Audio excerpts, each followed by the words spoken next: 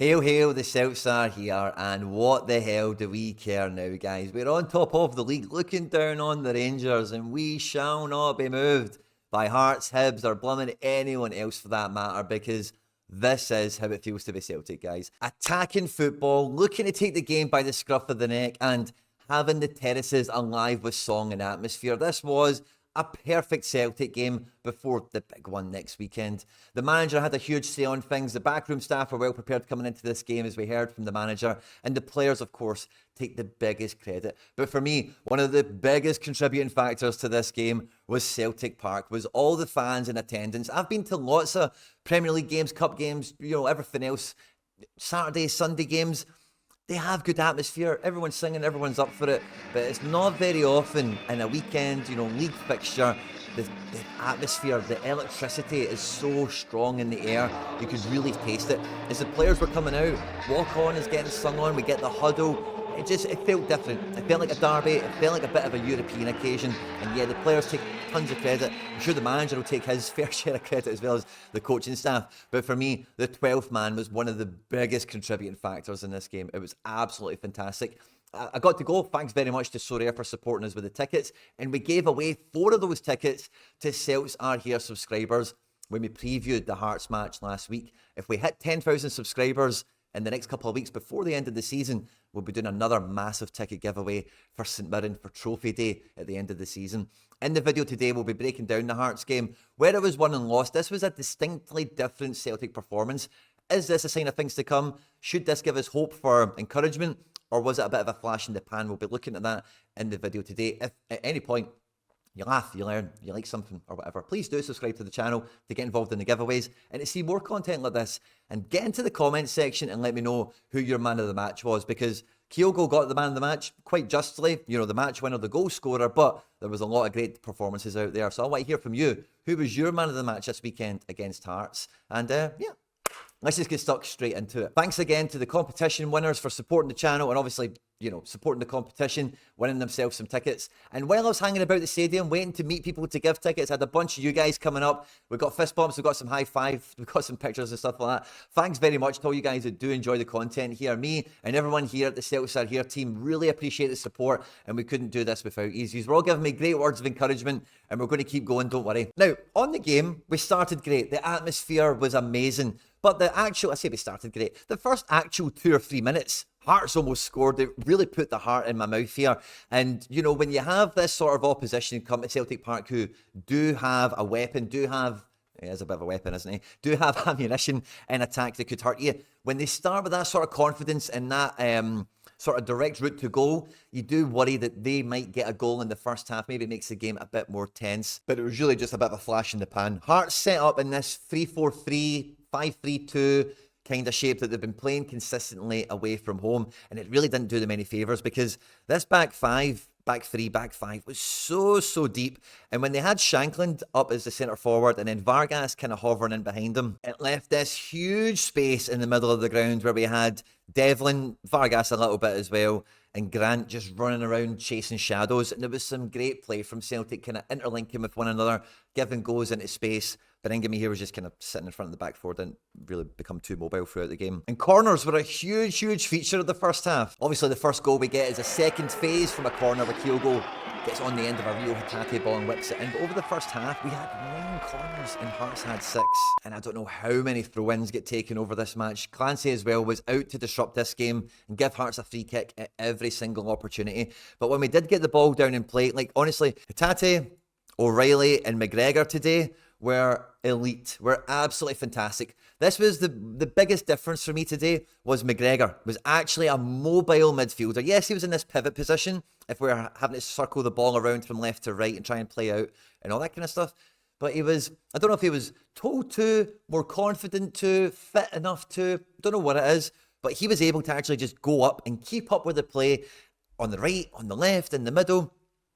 And he was going in a bit more places, because normally when he hangs in this little patch here, when Scales comes up the pitch, when Carter Vickers comes up the pitch, they can kind of get on top of each other. It gets a bit clumsy and the ball can turn over quite a bit. But McGregor was going everywhere and getting involved in everything. He never quite got into the attacking realm of the pitch too much, from where I was sitting anyway. Maybe it did once or twice.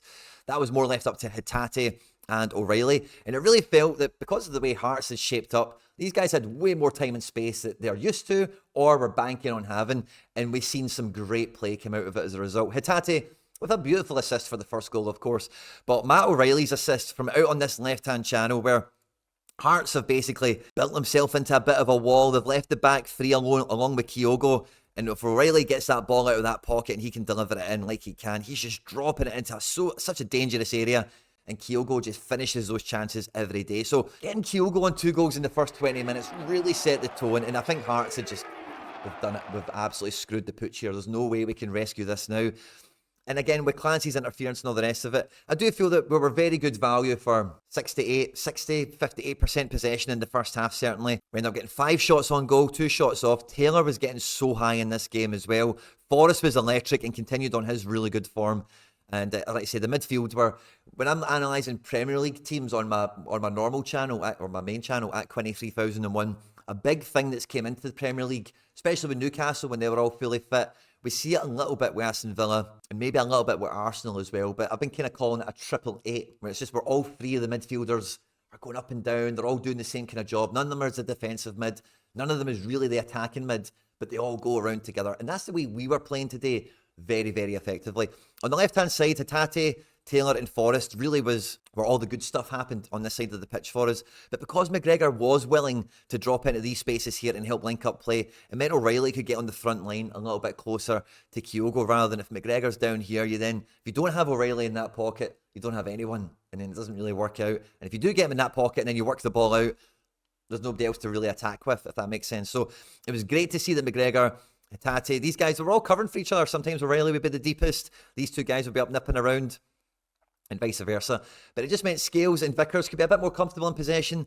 And if we were going to be sliding it around the back, they don't need McGregor in there, really to be doing that. So it just felt like we were a lot more cohesive and we actually used the players on the pitch as best as possible. The right-hand side did let me down a little bit. AJ was, very good defensively in this game. Nothing get by him. I don't think I've ever seen him getting into the box or playing across or anything like this. We've seen Kuhn one-on-one with Cochrane a number of times. Kuhn didn't give us anything in this game. I wouldn't say he was bad, but he wasn't on the same level as everyone else. He didn't really get by his man. It didn't really deliver too much. He had an okay game, but it really did feel that all the focus was to get the ball down the left, and maybe Kuhn would try and creep in. It just never really happened for him. So that was probably the only kind of, fly in the ointment on the first half. Scales came into this game, but with a lot of spotlight on him after just signing that new contract on Thursday or Friday or whatever. And in Stephen Naismith's words, the best player in Scotland, Lewis Shankland, was firmly pocketed. I don't care what your opinion is of Liam Scales. You cannot deny the results he's put in, the effort, the performances, the statistics. He has been fantastic this year. Yeah, he's not great. He's not world class when I say that. Yeah, he can make a mistake once in a while. Yeah, some people are faster than him. It happens. But no one really gets any change out of him. No one really makes a clown out of him. And no one really, exposes him. And again, the best striker in the league was absolutely useless against him. Him and Vickers, there was one occasion where it was Scales and Shankland down on the line here, and Vickers had to come in and and and snuff it out. That's what defensive partners are for, So I thought Scales had a great game pocketing this guy. He had a lot of focus on him, did not put a foot wrong, and then that confidence, the confidence from all these players just really seeped through out of them. And I don't know if it was Kyogo because he got an early goal, but I've never seen him pass so much. I've never seen him be as good a team player as I did today. I've seen him trying to play people where Kyogo last week or a month ago would have shot or would look to try and go on a dribble and beat 4 guys or something. He was great at passing. He dropped in and had some link-up play once in a while. And he even tried to fizz some attacking balls and then Hatate and, that kind of stuff. It was, honestly, I've not seen that Kyogo since he showed up, really. We had that Kyogo for the first 6 or 7 months. And then Ange transformed him into this one-touch Erling Haaland tribute act. And it feels like Rodgers, Kyogo, whatever, there's been a bit of an adjustment. Maybe he's watched the channel and he's heard maybe he's heard some of the criticism I've been throwing his way, perhaps. I doubt it, but you never know.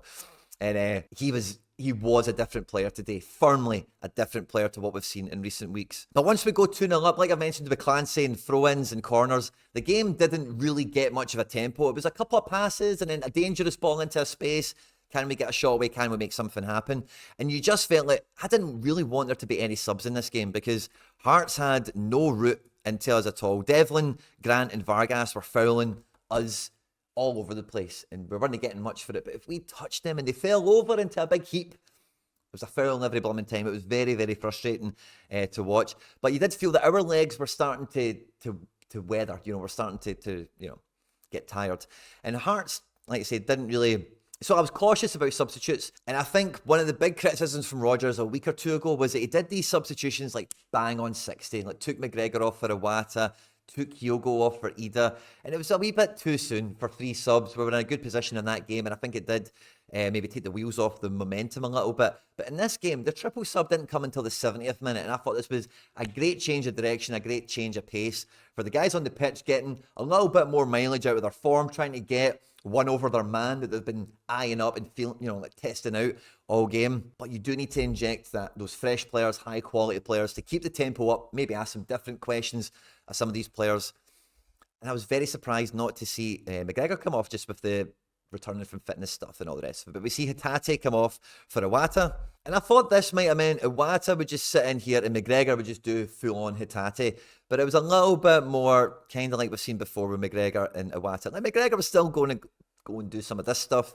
Maybe Iwata would get into this kind of zone a little bit.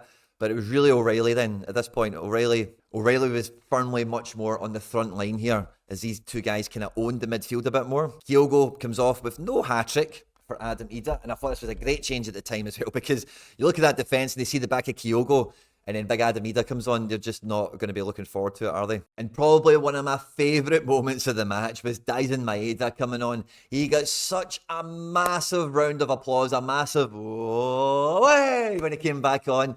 I couldn't see his face that clearly, right? But if you've watched this channel, if you're a Celtic fan, you know he's been through some shit. Celtic fans have called him all sorts of useless from here to Sunday and back again. And it's only recently enough, I think, anyway, that the appreciation for everything he brings to the party has really been felt. And I think for him, running onto that pitch there, that would have been a huge moment for him, in terms of like, he knows that he's accepted and we all love him and all the rest of it, but he does know that the fan base was divided on him for a long time. And I can only imagine how good that made him feel. And honestly, when he did come on, I've not seen him be that accurate at dribbling at such high pace in a long time, if ever, to be honest with you. He didn't have that many opportunities, but zipping down the left and coming in here, honestly, like, all his touches were on.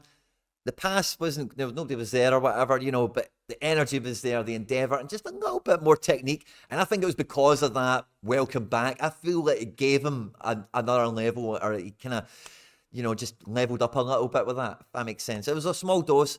I think it's enough to see that we'll probably get him back for next week. But it was a huge moment, and I think everyone who was at the game will tell you the same. That Daizen coming off the bench was, along with the goals, obviously, one of the best moments of the game. And you can tell for him personally, it was a huge moment. The substitutions really did lift the tempo, keep the tempo kind of high, and stop Hearts from really trying to take advantage of any heavy legs or any kind of opportunities. They made a bunch of subs as well, bringing on Tagawa, bringing on Oda, and then bringing on the likes of Mackay, Fraser, and Atkinson just to try and, revitalise their legs and go to a bit more of an attacking shape to try and get themselves back in the game at 2-0 down. But I do feel that actually played into our hands a little bit more, because as much as maybe Scales and Vickers and all these other guys maybe got a little bit deeper at that point of the game when it is 2-0, it just then opened up way more space for Forrest, for Ida, for Daizen to be running into it and trying to counter-attack on them for us, which was great to see.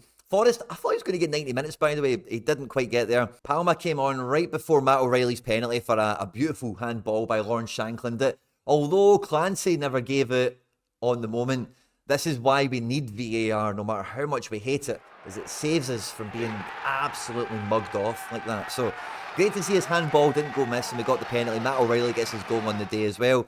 And then that signalled the end of Callum McGregor's afternoon, where we have Bernardo coming on alongside Iwata just to kind of sure things out for the last little spell. And overall, guys, like I say, we had so much more space in midfield. Our players made such better decisions. Kyogo looked a 10 times better player. McGregor looked like his old self, looked like prime self. And this is one of the best games Taylor's played in a long time, to be honest with you as well. He had a great decision-making. Sometimes he shot, sometimes he crossed. But, you know, some of the crosses, people are like, shoot, and maybe he should have shot. But he's very level-headed. He's very calm, I think, in those moments now. And I think he played a low-key, very good game. One player that we've not mentioned yet that was, his name was on everyone's lips at the end of the game, was Joe Hart. He pulled out 2 or 3 huge saves, thoroughly earned his clean sheet.